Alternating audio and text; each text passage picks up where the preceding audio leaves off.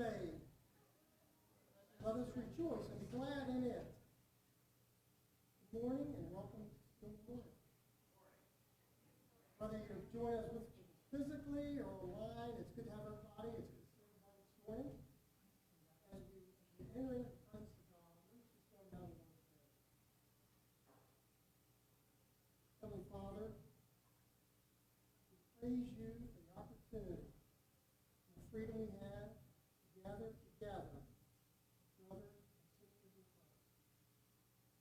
Holy Spirit, as we pause right now, please calm any anxious thoughts we may have and allow us to feel your presence.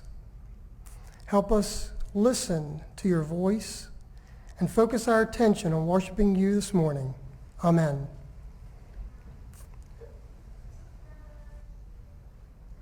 So I believe we do have a few slides about upcoming church ministries and activities that we'll be seeing. One of those is the Bardsville Community Dinner. And just one thing to point out on that one, this coming Saturday for that dinner, it will meet at the Bardsville Senior Center. We will no longer be doing it here. It'll move back to the Senior Center. We also have the golf outing, the John Call Memorial Golf Outing that's coming up. And Jack, did you want to say a little bit about that?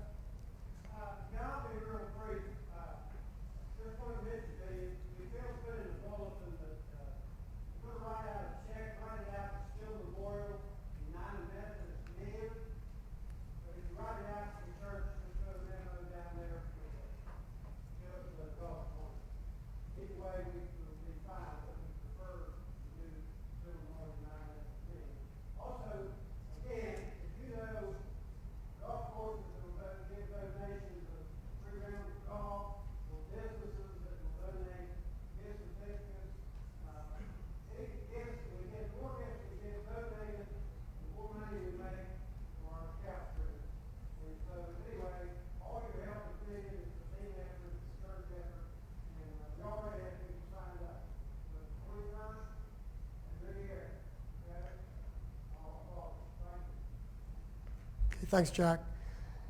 One other thing, there'll be no youth this week. So just please mark that off your calendar. No youth meeting this Wednesday. So as you're able, please stand and join with me to the call. Yes. I just want to make an announcement. Please go ahead. First of all, I want to thank all of you that have so graciously and so faithfully have helped Echo. It is almost time for school to start, and each year we have always done filled book bags with things for the kids to take back to school. However, due to COVID, a lot of the supplies and everything, they still have a lot of things at Echo. So we're going to hold off for a little bit. But let me tell you, if they call us back, now Peggy and I were fired. Our volunteer services were fired for that. But if they decide they need more book bags and supplies, we're going to call you again. Yes, ma'am. We fired. So if anybody wants to give donations to like schools for teachers, Yes. a lot of places have just put a room and we can grab what we need. Yes. But I don't think people know that children don't buy their supplies, teachers do. Right. So just know that if you wanna, if you have supplies and already, and you wanna give them to a school or a teacher, I was a teacher for many years, Peggy and I were, we know, we spend a lot of money of our own money, that we want to, but anyway, that is what, so far is what's going on right now, but I'll let you know if you change your mind. Thank you. Thank you. Okay, please stand as you can and join in with me in a call to worship.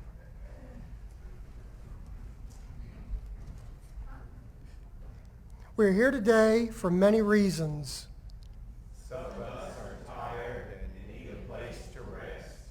Some are lonely and seek relationships. Some are afraid and look for courage.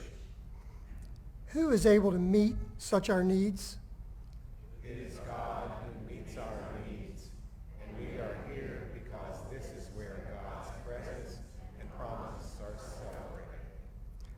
Let us then worship God as we join in singing. Please remain standing.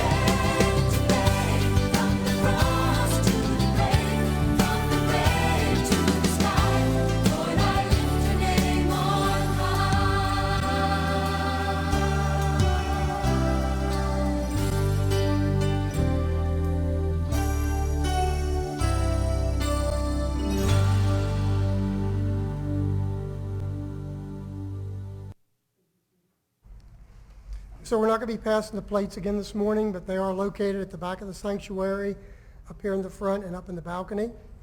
We also have other ways to give listed online. So for our prayer concerns this morning, I know we have the family of Peggy Mamula, and we've got Rick Shaw's father. Rick is our custodian here. His father's name is Daryl Shaw, who's having serious issues with blood clots. You've got David Sager, the brother of Ralph Sager, who's recovering from surgery.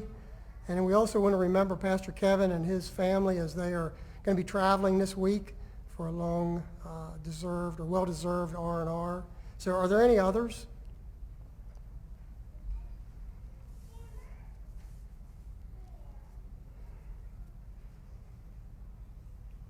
Okay, let's go ahead and go to the Lord in prayer.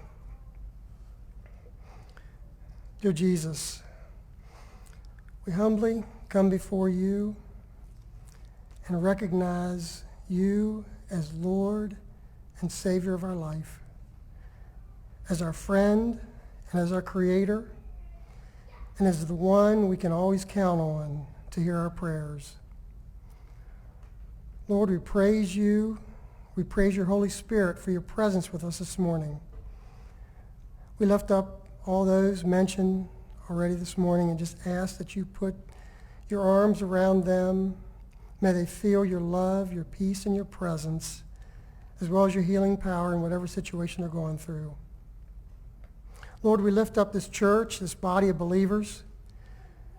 We pray that you guide us and direct us into a deeper relationship with you and a more impactful service for you.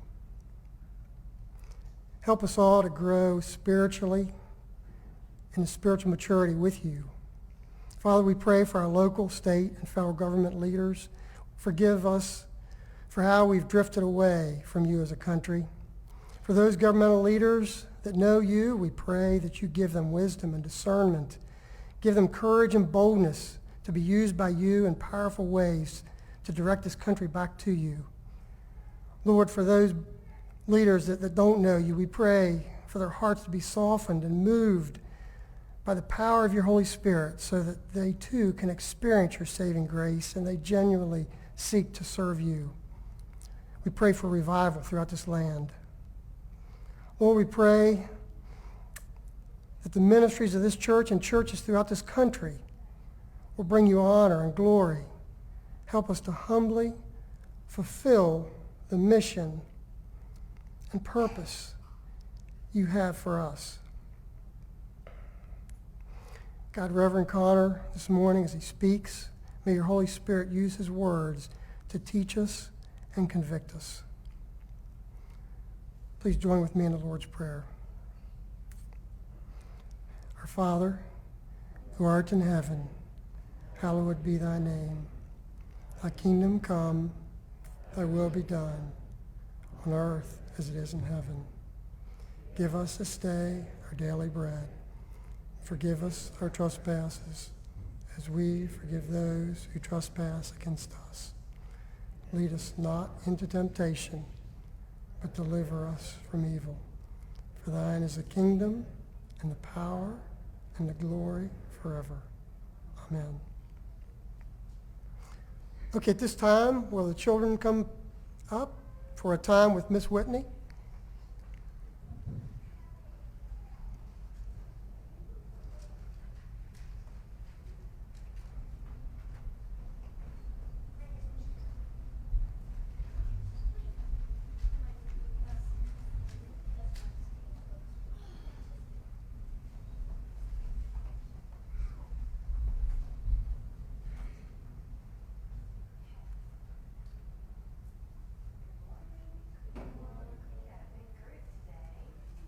I want everybody to take one of these. Lucy, would you pass them out, please?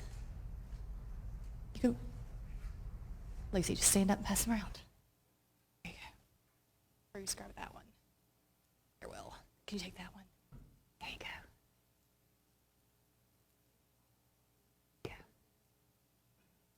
go. Okay. Did you get one? Right here. Okay, what do these say on them? Yes and no. Yes and no. What color is yes? Green. What color is no? Red. What does this remind you of? Red, white, blue. Yeah. Okay, so I'm going to show you this. And this is a stoplight. Well, we're going to talk about that. And right now there's yellow, but on a stoplight there's what colors? Red and green. So red means what? Show me red. Show me red. Good. And yellow means slow. We don't have a yellow on here, but green means what? Go. Show me green. Good job. On your stoplight, this says the Holy Ghost, God, is just like a stoplight. It will let you know when things are okay to do, and that is green. Show me green. And sometimes it cautions, yellow, and that means slow down and think about it, right? Like, what if your friends are playing on the playground and you're playing with them? Is that good? Playing with your friends on the playground good? Yeah. Well, what if they start calling each other names? Oh, even if you're not doing it and they are, it kind of means you need to slow down and go somewhere else, right? Go play with somebody else because things are about to get bad, right? So yellow means caution and slow down. Not on there, you don't. And other times it asks you to stop. The Holy Ghost inside of you will ask you to stop. And when things get really bad, it's going to say stop. And you already know that you should not be doing it, right? So I want you to think of God just like as a stoplight inside of you. If something is good, what if a friend asks you to play in the playground? Right? Good. What if they say, hey, Marlo, why don't you eat that candy I found over there on the ground?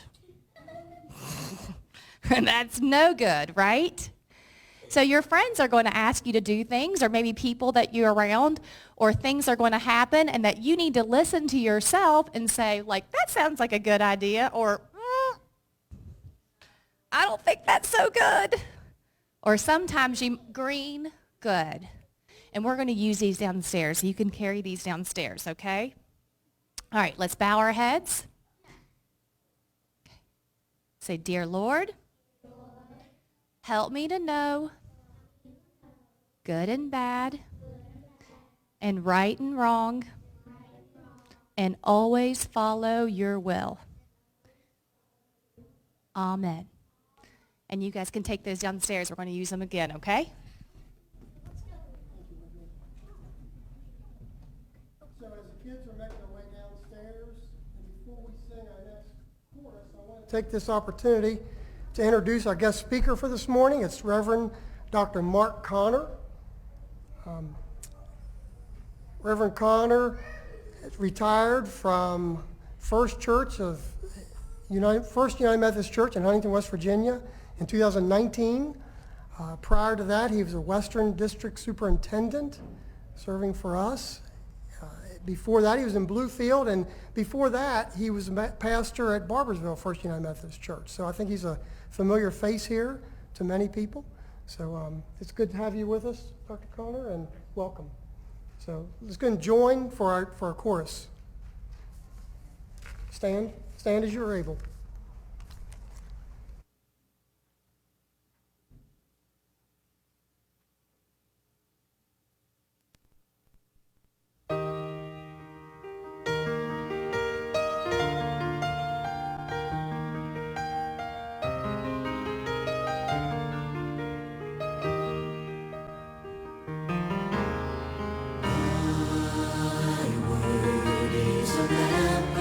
My feet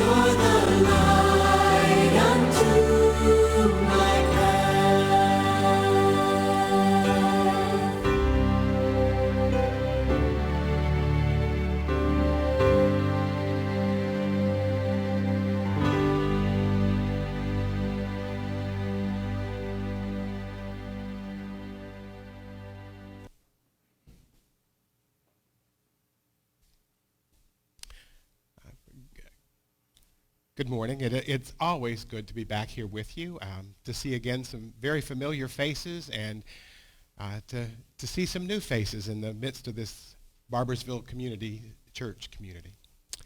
I got to say, I'm so old now that I remember when Whitney was coming up for children's sermons.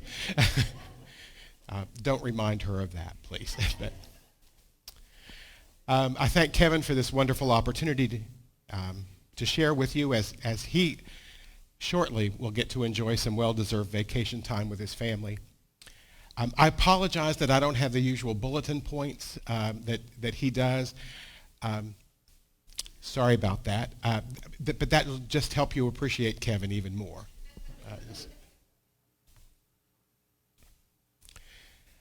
Sometimes we go looking through the Bible for jewels, for little pearls of wisdom and hope.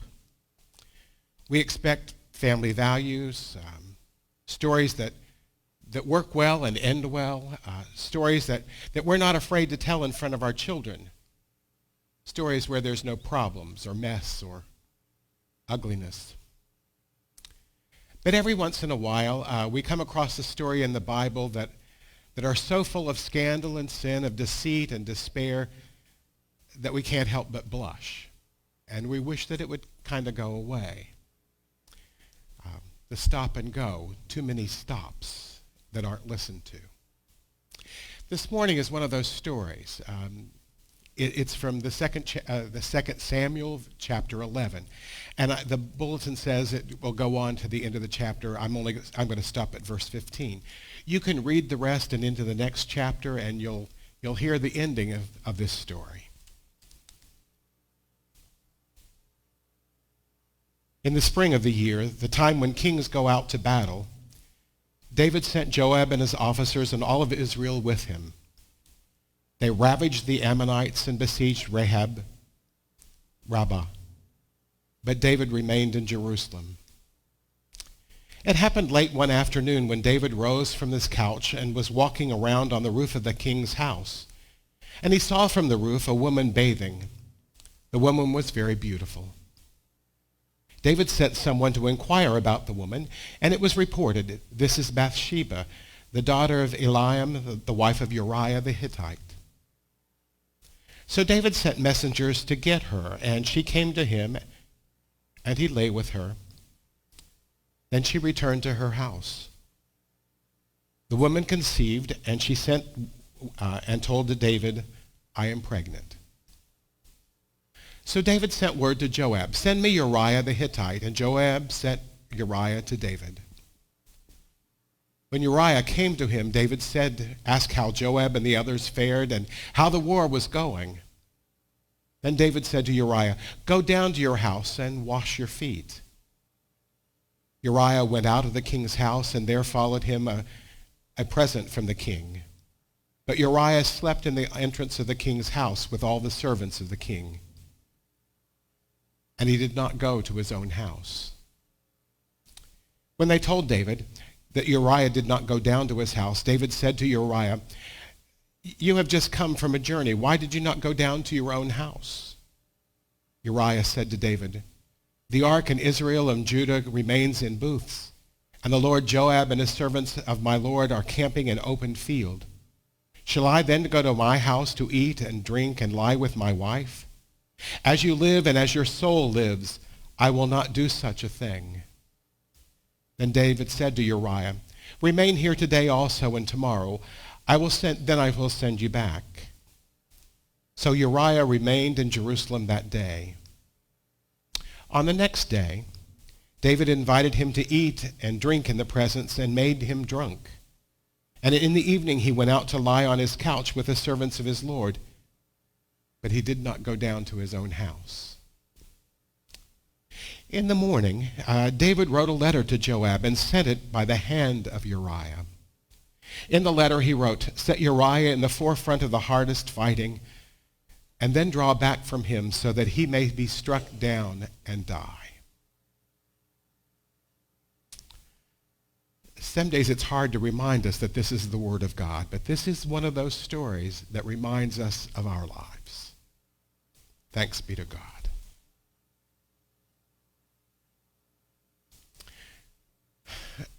The story of David and Bathsheba makes cable news stories and soaps look like Sesame Street.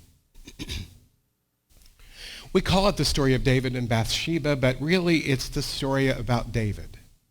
David the king, the hero of all of Israel and Judah, the giant killer, the musician, the poet, God's anointed one.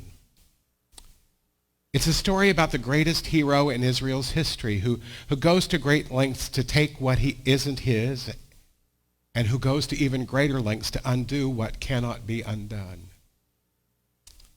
And because it's a story about the real world with real people, it becomes a window through which we see the world in all of its brokenness. If we're looking long enough, we'll see not only the outside world with all of its problems and failings, but we'll also, if the light hits just right, we're going to see the reflection of ourselves and our sin. And when that happens, this story is more than we want to know about David, and it really becomes more than we want to know about ourselves. While Israel's army is conquering and plundering the Ammonites in the name of God, David's at home, hearing reports from the generals, Joab, checking the weather reports, planning the army's next moves. In the quiet of a late afternoon, David paced on the roof of the palace. That's when David glances down and sees a beautiful woman bathing. He takes one look at her and thinks that he cannot live without her. And he knows that he can have her because he's a powerful man. So he sends for her. The scripture simply says, he sent for her, she came to him, he lay with her. Then she went home. That's it. No flowers, no chocolates, no romancing. It doesn't sound like the kind of action we expect from a suave, handsome king like David. David got what he desired, got what he thought he just couldn't live without, and then he was done with her. But she was not done with him, because it wasn't long after that fateful event that she sends him a simple little message. It's a one-liner. I'm pregnant. Now, David does not go into a panic. He's fought bigger giants than this before. He'll handle it. With his military strategy mind, he goes immediately into plan A, which is really trying to make the problem go away. His solution is one with minimal costs. Arrange for Uriah to come home together and be together with Bathsheba, and no one will question this issue of paternity. But Uriah, unlike David, was off at war. David instructs Joab to send Uriah home, and when Uriah arrives, David calls him in and pretty much commands that he go home and get reacquainted with his wife. But Uriah was a man of principle who takes this oath of wartime celibacy very seriously. He and his fellow soldiers cannot be at home with their wives, so he will not go to be with Bathsheba. Well, that didn't work. So he plans and tries something else the next day. He throws a party and sees to it that Uriah gets a little drunk. And then he sends him home again. But Uriah, even in this diminished state, is a man of integrity, and he refuses to go home. You can already see this incredible contrast of moral character. David, this anointed one of God, user, abuser. Uriah, who isn't even an Israelite but a Hittite, is shown as the man of honor and character. So David has coveted his neighbor's wife. He's committed adultery. But he's got to go to plan B. So David writes to Joab, sending the letter with Uriah. Joab is to send Uriah straight to the battlefront, where the fighting is its most fierce. Then Joab is to draw back, leaving Uriah there in the enemy's hands. What David orders is exactly what Joab does. Uriah is struck down, Uriah is killed, the final deed is done, and another commandment is broken. But David saved his own hide. And when the threatening storm clouds seemingly blow over for David, he takes Bathsheba as another of his wives, and she bears a son. And David thinks, okay, I've gotten out of this one.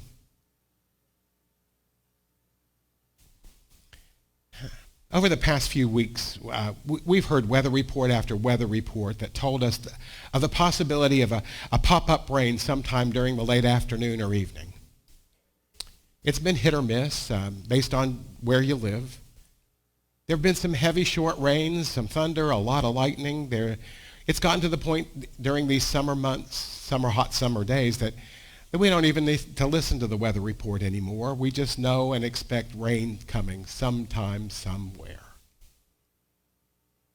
Well, it's about to pour down on David's head. It appears that he's dodged a bullet and averted a personal scandal with devastating consequences for himself and for his kingdom. But once again, the king has killed a giant problem. But an unavoidable storm is breaking in on David, and it will rain down hard on his life. He is through with his past, but his past isn't through with him. Hovering over David's life from the very beginning was this storm cloud of loneliness. The whole drama of our story begins with David on a rooftop when his role as leader of the kingdom requires him to be out with his soldiers at war. The story begins as the spring of the year came when kings go off to war. David remained in Jerusalem. He's alone.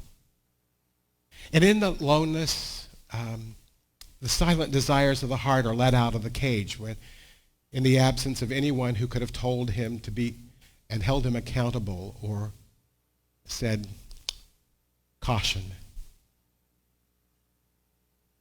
There's an old proverb that older far than when it was set to music. One is the loneliest number that you'll ever know. When we live independent and autonomous lives without anyone else to challenge us or question our intentions or our actions, we are vulnerable to sin. The story of Jesus in the wilderness tells the truth of that.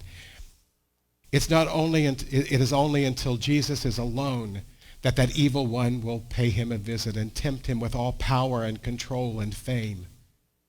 Jesus battles the evil one alone, and he conquers those temptations. But there are other times in Scripture when others are not so fortunate.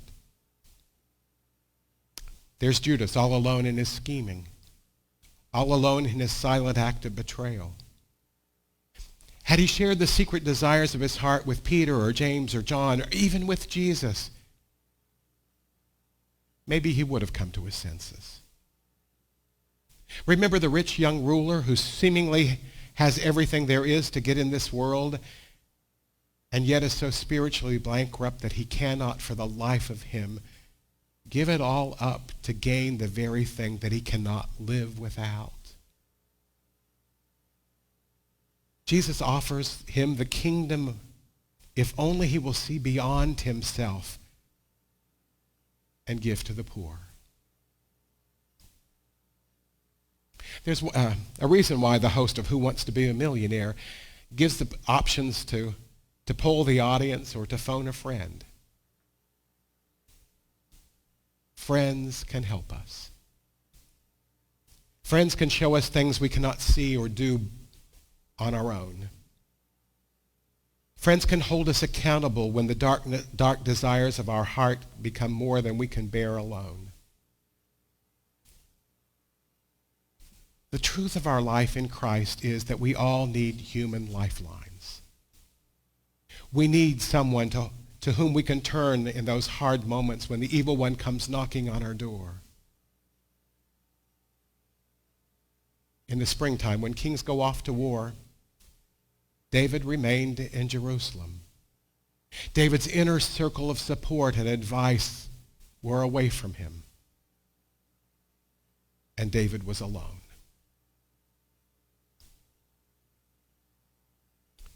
In David's story of aloneness gives rise to the cloud of shameless desperation. As the story unravels and David loses control, he goes to any length to cover his sin, even to the point of murder. The more he loses control of his situation, the further he wanders from the presence of God. Once David turned from that anchor of God's purpose for his life, he's pulled deeper and deeper into the storm's dangerous waters. There is nothing that he won't do to undo what he's already done. My father would caution me when I was caught in a lie. He would say something like, remember, it takes more energy and work to tell a lie than it does to tell the truth. And then you have to work and think really hard to make sure the lie will work. When things begin to slip through our fingers, we seem to grasp them all the more tightly. David's act of shameless desperation made Joab become the hatchet man. Poor Joab's job was to do what his king says, even though he may know that those actions are wrong. One of the most difficult things to do is to rescue someone who is drowning. In fear, in desperation, the drowning one wants to pull the rescuer under. The drowning one loses all awareness of the situation. The sole concern is survival. Now, the deeper into sin we spin, the more devastating the consequences of our sin become, not only for us, but for those around us. Jesus reminds us that when we cause others to stumble, our sin grows exponentially. What we do to ourselves, we do to the entire web of life. David can't stop now. In the sticky web of his own sin, Joab and all of Israel are unwittingly caught up with him. And the storm builds as the cloud of denial hovers over. Now that Joab's been brought into the drama with the death of Uriah, David says to him and to himself, "Oh, don't let this matter bother you. It's nothing. These kinds of things just happen in war. It's just life. It's the way it is."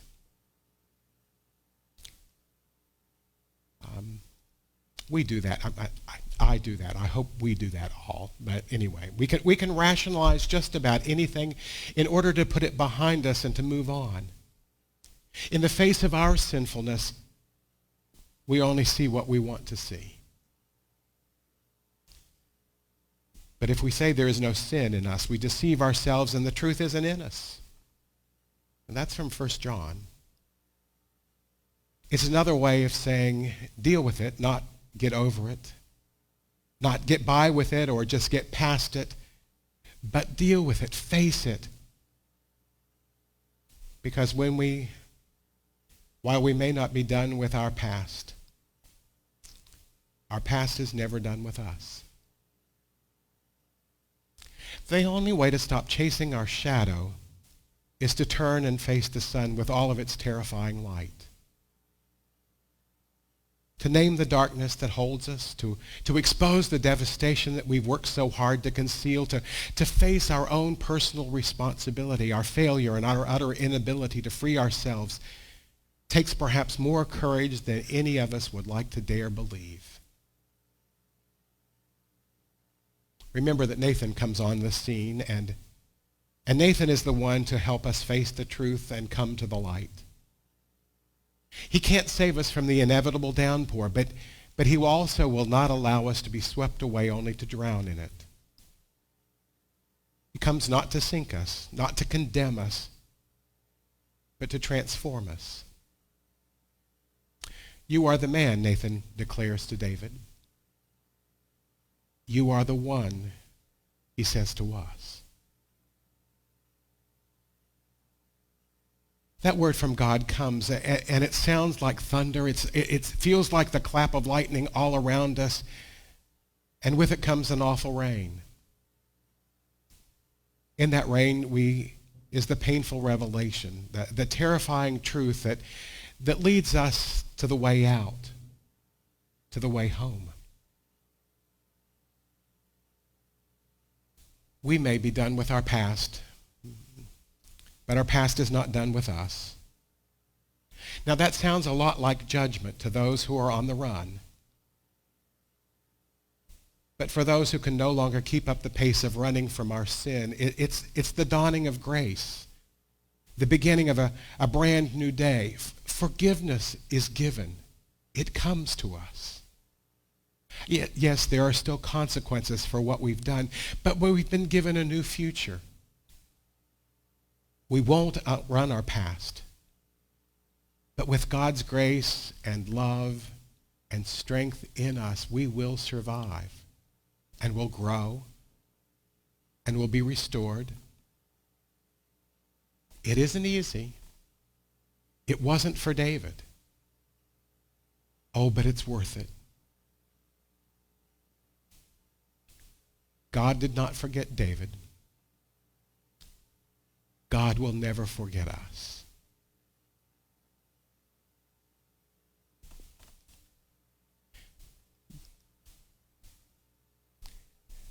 We have red lights and green lights and caution lights in our lives all over the place. Not just at the traffic lights, but in the choices we make, in the way we live, in the way we serve Christ. David teaches us to pay attention, to see and know that we may live in God's love. Let us pray. Gracious God, our transgressions are many. We've sinned against you. We've wandered from your truth. You alone know the extent of our guilt. We're crushed by the wrong that we have allowed and the good that we've avoided. And so in these moments in our lives, we plead for your mercy. We pray as David did, wash us thoroughly and cleanse us deep within. Put a new and a right spirit within us and restore us to the joy of your salvation. Take our bad choices, we pray, and use them in some way for good, that others might know and trust you as the wonderful and loving God. For it is in Christ that we pray. Amen. Our closing hymn is Lord, I Need You, and I invite you to stand as we sing.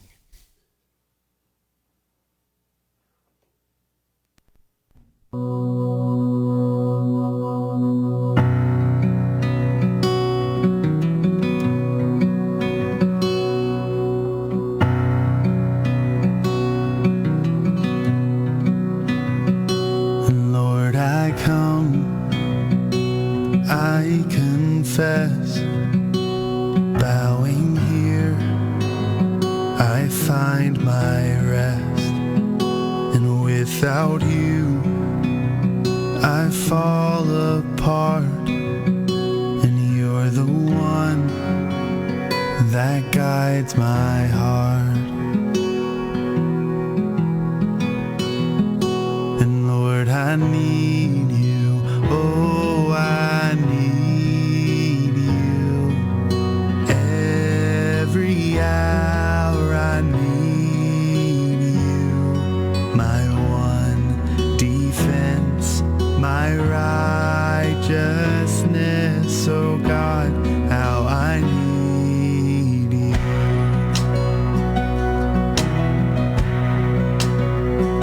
Where sin runs deep, your grace is more. Where grace is found is where you are. And where you are, Lord, I am free.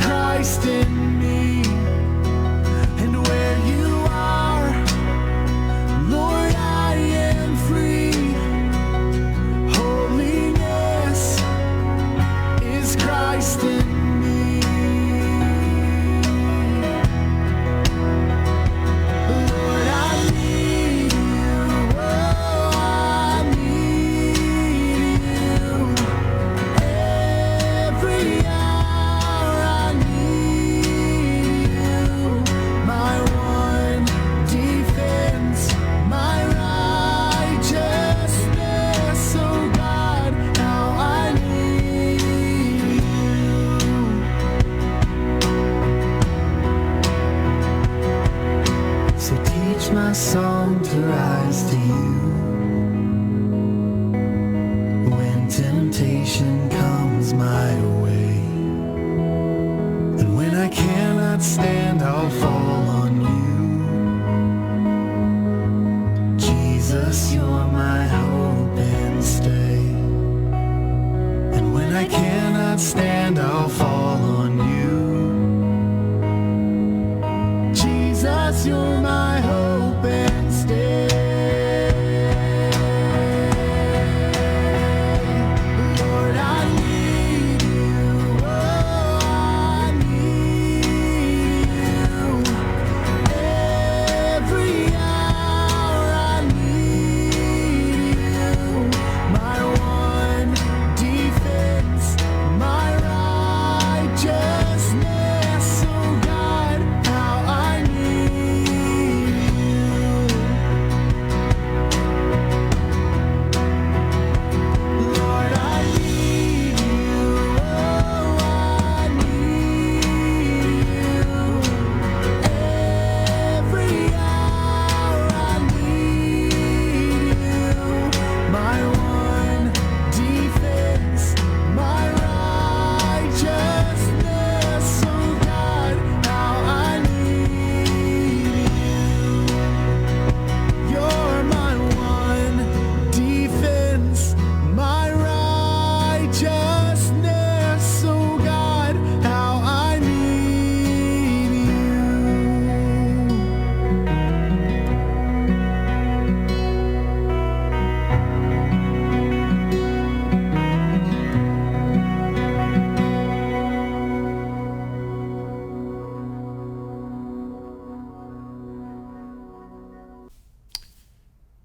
We go from this place into the very real world with very real problems and temptations.